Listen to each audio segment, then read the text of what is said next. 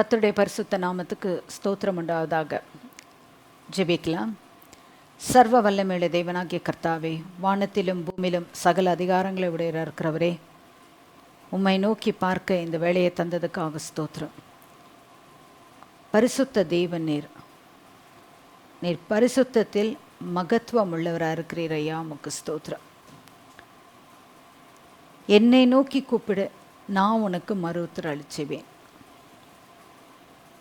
நீ அறியாததும் உனக்கு புத்தி கெட்டாததுமான பெரிய காரியங்களை நான் உனக்கு அறிவிப்பேன் என்று சொன்னது மாத்திரம் இல்லை, எங்களுக்கு செய்கிறவர் இன்றைக்கும் செய்கிறீர், என்றென்றைக்கும் செய்கிற தேவனாக இருக்கிறீர் ஐயா, உமக்கு ஸ்தோத்திரம். இந்த நேரத்தில் அப்பா நீர் வாரும், எங்கள் இருதயமாகிய பலகையில் எழுதுங்க ஆண்டவரே, நம்முடைய வார்த்தைகளை நாங்கள் அந்தபடி ஜீவித்து உமக்கு கீர்த்தியும் புகழ்ச்சியும் கொண்டு வர பிள்ளைகளாக ஒவ்வொருவரையும் மாற்றுங்க ஆண்டவரே.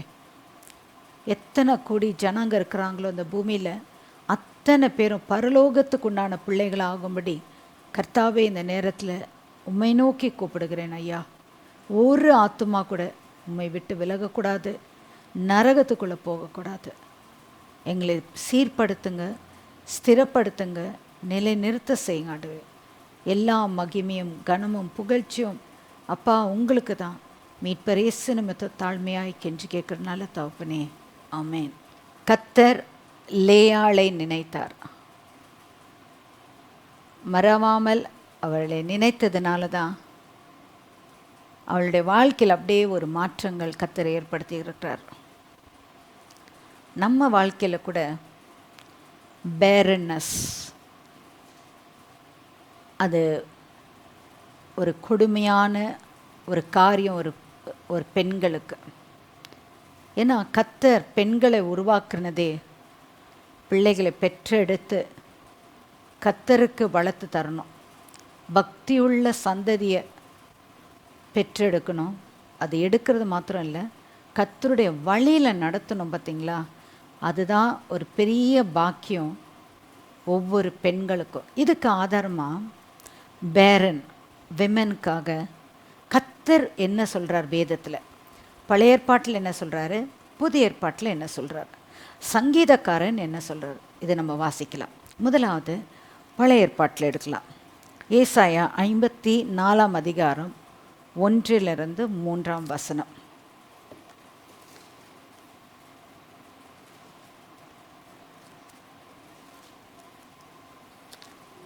பிள்ளை பெறாத மலடியே மகிழ்ந்து பாடு, கர்ப்பவேதனை படாதவளே கெம்பீரமாய் பாடி ஆனந்த சத்தமிடு.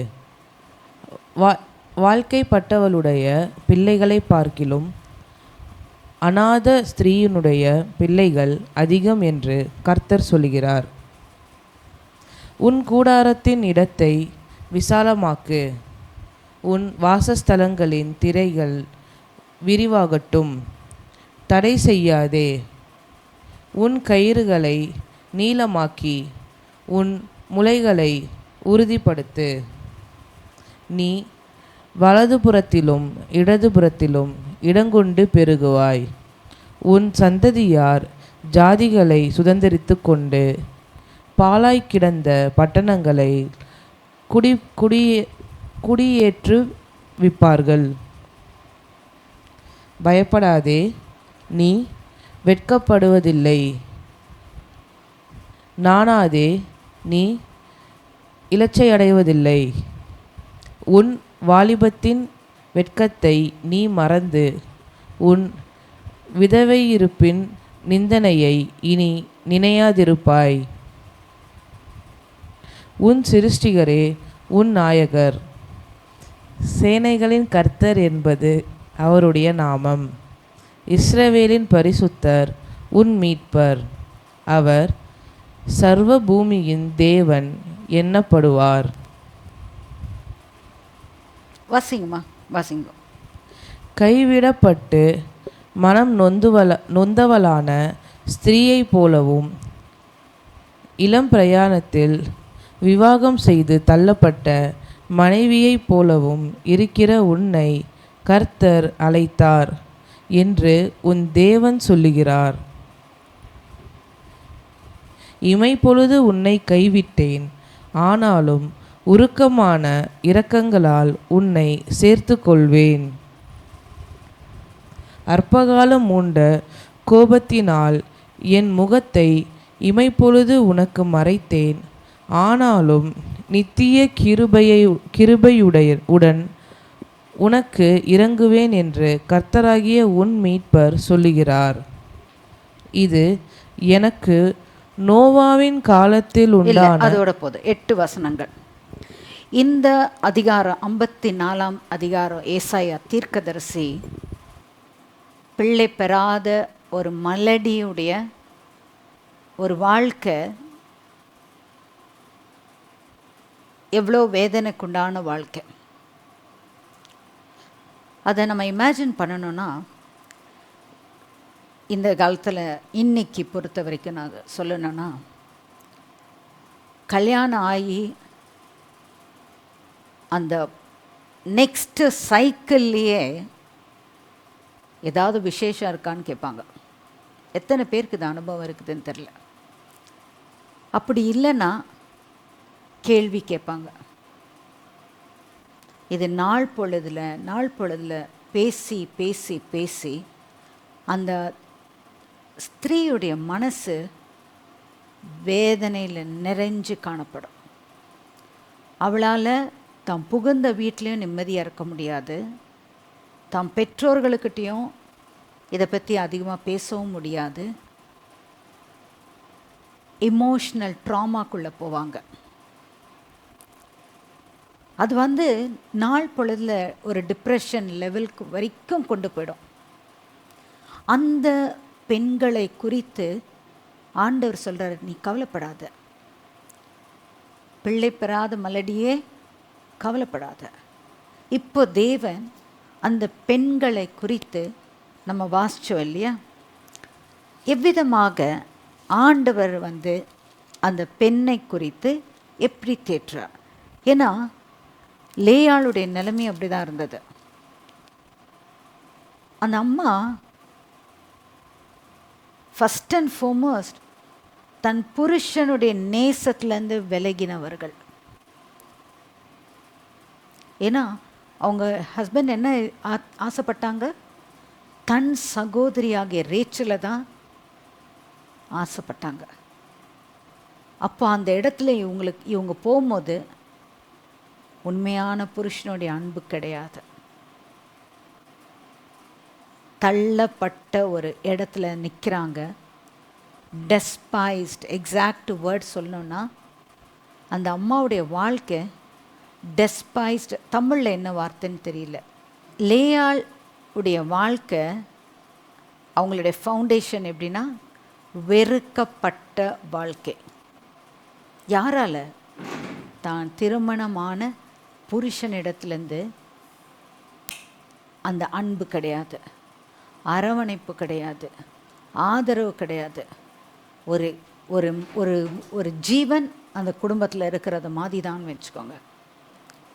அந்த வாழ்க்கையில் அவங்க போகிற அந்த நொந்து போகிற ஒரு நிலைமையில் எந்த பெண்ணும் பாருங்கள், சின்ன வயசில் தன் புருஷனோடு சந்தோஷமாக இருக்கணும் என்று தான் ஆசைப்படுவாங்க. ஆனால் அந்த அம்மாவுக்கு கிடையாது.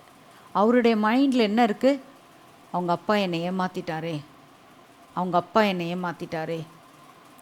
அந்த ஏமாற்றப்பட்ட மனுஷன் அதோடைய கோபத்தை மனைவி கிட்ட தான் காமிக்கிறாரு. அதுக்கு சொல்யூஷன் கொண்டு வரல. அஃப்கோர்ஸ் மாமனார் சொல்லிட்டாரு, நீ இன்னும் ஒரு 7 வருஷம் நீ வேலை செய்ய, எனக்கு அடுத்த பொண்ணையும், நீ விருப்பப்பட்ட பொண்ணையும் நான் உனக்கே கட்டி கொடுங்க. மற்றவங்களோட போய் குடும்பம் நடத்துறது காட்டிலும் ஏன் தங்கச்சி மகனண்ட கொடுக்குறதுல எனக்கு தப்பே கிடையாது, ஆட்சேபனையே இல்லைன்னு சொல்லிட்டு அங்கே பூசி மொழிவி பேசி அவரை கன்வின்ஸ் பண்ணிடுறார். இதான் ஃபேக்ட். ஆனால் அந்த வாழ்க்கைப்பட்டிருக்கிற அந்த லேயாளுடைய வாழ்க்கையை பாருங்கள். அன்பு தனஞ்ச இடம், அன்பில்லாத ஒரு கட்டத்தில் தன் வாழ்க்கையை ஆரம்பிக்கிறார். இதை தேவன் உற்று கவனிக்கிறார்.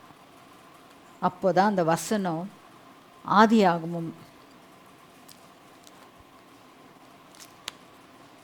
29வது அதிகாரம் 31ஆம் வசனம்.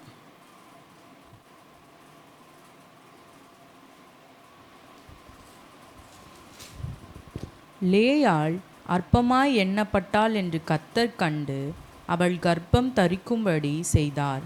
ராகேலோ மலடியாயிருந்தாள். ஸோ கர்ப்பம் தரிக்க வைக்கிறது யாரு?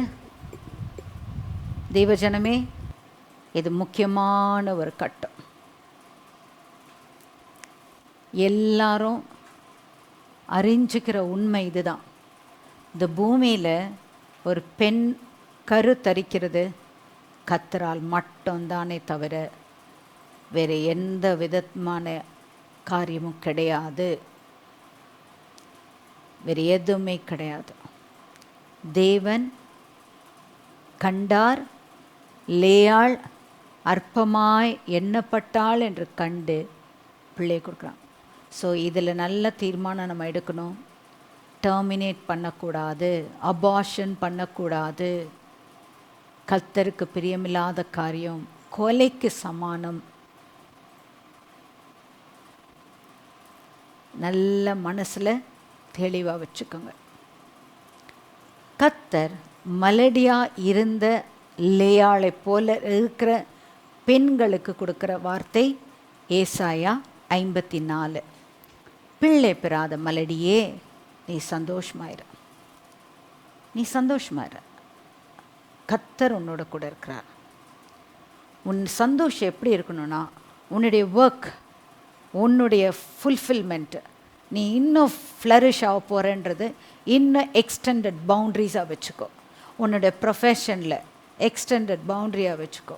உன்னுடைய ஃபேமிலி லைஃப்பில் எக்ஸ்டெண்டாக வச்சுக்கோ. எந்த விதத்துலேயும் உனக்கு குறை வராது. ஏனால் கர்த்தர் உன்னை காண்கிறார். அடுத்தது அவர் கர்த்தர் சொல்கிறார், நீ எப்படி வலதுபுறமும் இடதுபுறமும் நீ இடம் கொண்டு பெருகுவாய். இப்போ இந்த நிலைமையில் எந்த நிலைமையில் இருக்காங்க? கர்ப்பம் தரிக்காத ஒரு பெண்ணாக இருக்காங்க. ஆனால் கர்த்தர் என்ன சொல்கிறாரு? நீ இடம் கொண்டு பெருகுவாய். உன் பிள்ளைங்கள் சந்ததியெல்லாம் east west north south spread ஆகுன்றாரு. அதுவும் எப்படி? பிள்ளைகள் இல்லை, பேர பிள்ளைகள் வரைக்கும் கர்த்தர் சொல்கிறார். உன் சந்ததின்னு சொல்கிறார். இதுதான் விசுவாசமான ஒரு வாழ்க்கை. அடுத்தது, நீ பயப்படாத, நீ வெட்கப்பட்டு போவதில்லை. நீ எங்கெங்கெல்லாம் நீ அவமானப்பட்டியோ, நீ எங்கெல்லாம் வெட்கப்பட்டியோ, அந்த இடத்துலலாம் உன தலையை நிமிர செய்கிறவர். பாருங்கள், பிள்ளை பெறாமல் இருக்கும்போது எல்லாரும் தன்னை மார்க் பண்ணுறாங்க இல்லையா? அந்த இடத்துல கர்த்தர் என்ன சொல்கிறாரு? உனக்கு பிள்ளையை தரேன், எங்கெங்கெல்லாம் தலை குனிஞ்சியோ அந்த இடத்துல உன் குழந்தைய கொண்டு போய் நிற்கும்போது நீ எவ்வளோ ஆசீர்வதிக்கப்பட்டவள்னு சொல்லிட்டு அவர்கள் முன்பாக உன்னை உயர்த்துறேன். இதுதான் சங்கீதக்காரன் 23 சொல்கிறார், உன் தலையை எண்ணெயால் அபிஷேகம் பண்ணுவேன் என்றார். அபிஷேகம்னா என்னென்னா, அது ஒரு ஆசீர்வாதத்துக்கு உண்டான, உன்னை அங்கீகரிக்கிறதுக்கு உண்டான காரியம். ஸோ இதுதான் கர்த்தர் லேயாளுக்கு செய்தார்.